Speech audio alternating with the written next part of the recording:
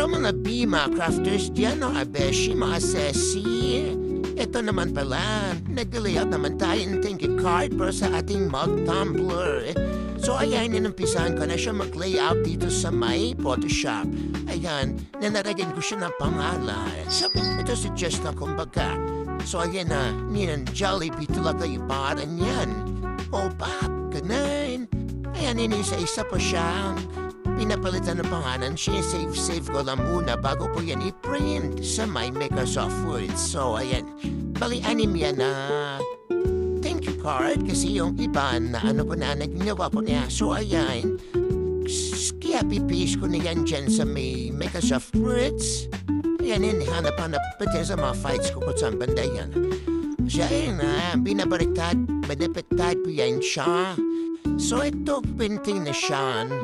Align ko na pala. So, ayan, painting ay ng printer ko. Since nagpiprint siya at sa bagay, matagal ko na rin itong gamit yung printer ko, guys. 2 years na rin siya. So far, hindi naman siya, nasisira. So, eto na, ayan, tapos na ako ng print. Ang bilis naman ako, Michael. Ay, sorry sa fast forwarding. So, eto, nagre-ribbon na ako. So, ayan, hindi ko alam gagawin ko paano ano pa yan ang ribbon? So, medyo mahina pa tayo sa ribbon niyan. So, ayan, fold ang konti. Chart na. So, ayan, mekas na niyang paggawa ng ribbon. Tignan niyo, guys. Opa, ganun. So, ayan na ang faisip paggawa ng ribbon. So, ang ginagawa ko yan, medyo, lang siya. Medyo matuwa na kapag gawa niyan kasi hindi pa ako expert sa pagbilis ng paggawa ng ribbon. Ayan, pinupit ko na yan sa dulo na parang, siya pa? Yung parang triangle pero sa gitna siya. Pinupit ko yan para even siya. Ayan na guys, yung ribbon pa. Amazing, di ba? So ayan na nga, yan na yung kalawasan ng ribbon ko. Ayan, fast forward ko na kasi medyo matulin ako sa paggawa ng ribbons. So, panabilis, fast forward lang tayo, guys. Ayan, kupit-kupit. Upang ribbon. So, ayan, sige pa, girl. Kaya mo yan. Hanggang matapos mo yan. Bari, 16 na piraso na ribbon ang ginawa natin dyan. So, ito na nga, tapos na ako sa assemble ng ribbon ko. So, ngayon, kailangan natin idikit yan sa ating, lagayan. So, yung mga baso pala na sa lagayan na yan dyan, bali yung ginagamit kong, yung holder is abaka. Kasi parang maganda siya tignan. Parang, siya, elegant. Tignan nyo, yung souvenirs pag dyan nalagay. Na-amaze nga niya ako. Kasi maganda siya. As in, super. So, ayan na yan. Yan na yan. So, yan guys, nilagyan ko niyan siya ng, ano pa tawag? Glue stick. Ayan, dinikit-dikit po yan ng saglit na. Medyo pa yan guys ha. Nalaki-lag po yan dyan kasi mainit. Medyo, hindi pa siya maging sticky. O, ayan, alright. Diba? Nalaraglag siya. So, ayan, dinikit ulit. Pak, mekas lang yan, girl. Ayaw mo yan. So, ayan,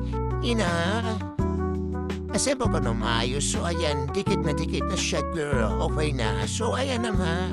So, 16 piraso yan na holder na kailangan natin lagyan na ribbon. So, ayan, jurahan, minekos ko lang yan. So, eto na naman tayo sa fast forwarding. Kasi nga, medyo mahina nga.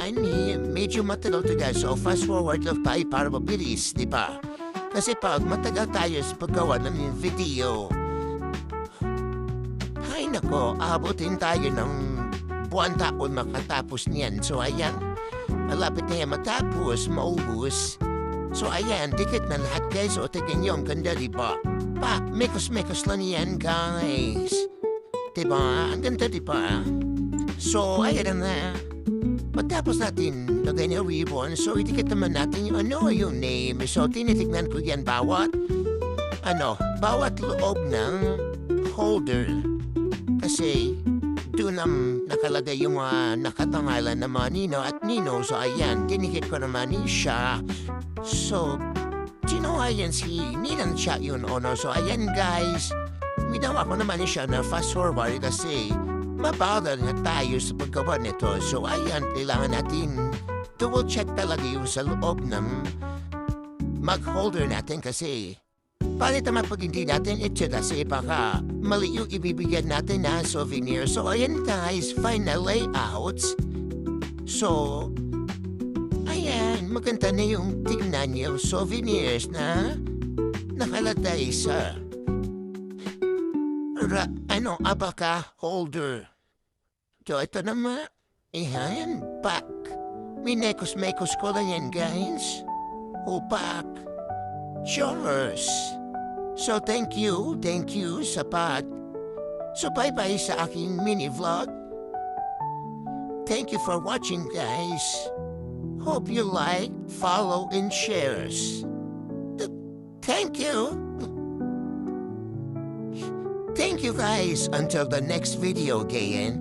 Bye.